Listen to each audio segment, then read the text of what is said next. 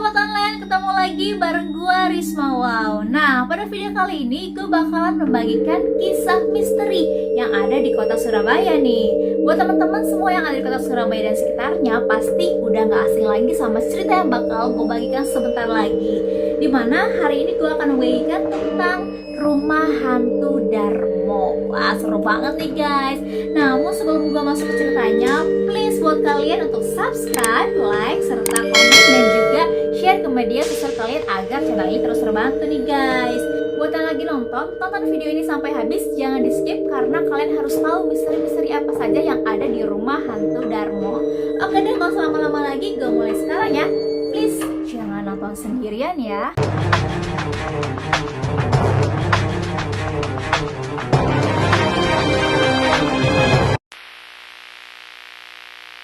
Rumah hantu Darmo atau yang biasa disingkat dengan RHD menjadi rumah paling menyeramkan yang ada di kota Surabaya, di mana di rumah tersebut terjadi berbagai kisah misteri dan penuh mistis. Rumah hantu Darmo dibangun pada tahun 1988. Rumah ini sangat mewah pada masa itu, di mana pada rumah ini terdapat 3 lantai dan di bawahnya ada basementnya. Nah, buat teman-teman yang penasaran banget nih gimana sih penampakan dari rumah hantu Darmo ya, di sini bakalan gua tampilin nih. Oke, kita lihat. Ini dia fotonya. Gimana? Kalian sudah kebayang kan gimana seremnya rumah hantu Darmo tersebut? Kalian bisa kebayang gak sih pada tahun 1988 rumah tersebut menjadi rumah yang paling mewah banget dan di bawahnya benar-benar ada basementnya nih guys. Ini benar-benar keren banget. Rumah ini pasti udah tua banget, lebih tua dari umur gue ya.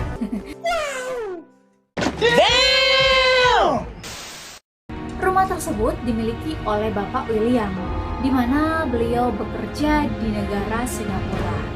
Di rumah tersebut, ia tinggal bersama anak dan istrinya, serta beberapa orang yang bekerja sebagai pembantu rumah tangga dan juga babysitter. Berdasarkan cerita yang beredar di masyarakat, Bapak William ini mendapatkan kekayaan dengan jalur pesugihan. Nah, teman-teman tahu kan jalur pesugihan itu apa?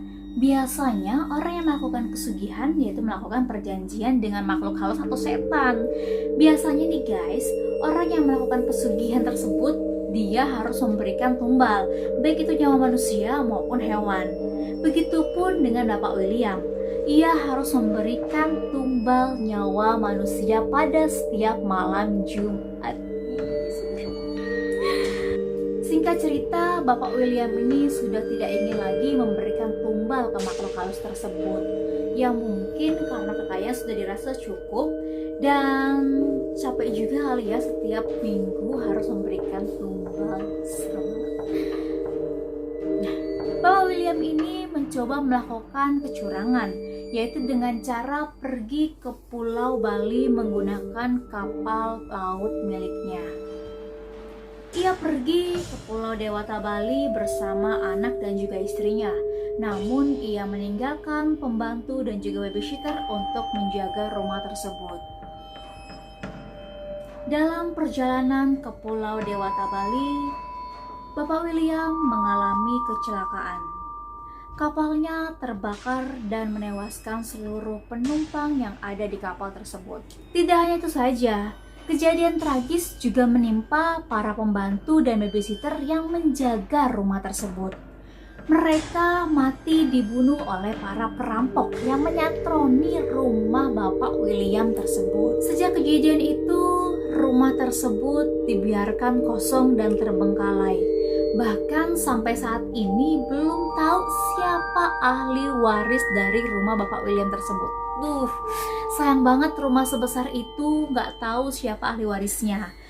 Karena kemana ya keluarganya dari Bapak William, keluarga dari istrinya ataupun dari keluarga dari Bapak William ya. Hingga pada akhirnya pada tahun 1997 rumah Bapak William mengalami kebakaran yang sangat hebat tanpa tahu penyebabnya.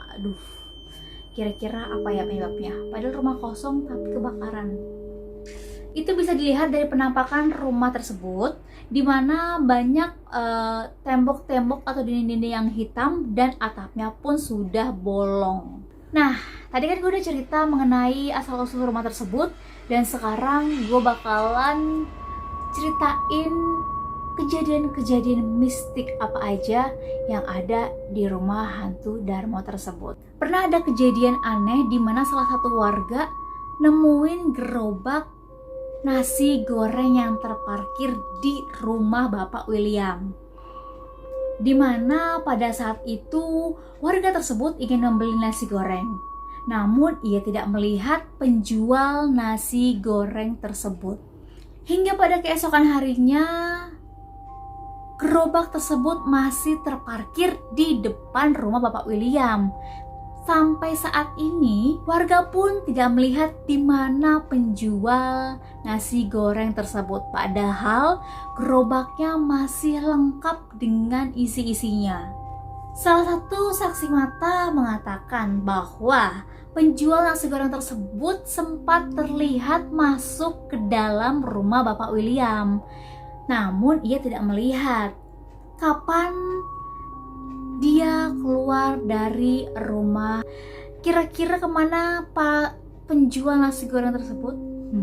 Masa iya sih guys, hantu lapar makan nasi goreng? Serem. Nah, tidak hanya itu saja, kejadian menyeramkan pernah dialami oleh siswi SMP yang bekerja sebagai loper koran. Saat ia sedang berkeliling, ia melihat sesosok wanita menggunakan baju berwarna putih sedang berjalan di depan rumah hantu Darmo tersebut. Sontak ia kaget dan langsung sakit. Sejak saat itu ia tidak berani lagi berkeliling di komplek rumah Darmo tersebut. Semakin viralnya cerita-cerita misteri yang ada di rumah tersebut, semakin banyak orang yang berdatangan hanya untuk melepas penasaran mereka.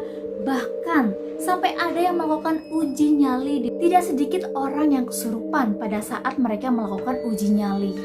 Bahkan sampai saat ini rumah tersebut juga banyak disalahgunakan oleh orang-orang tidak bertanggung jawab.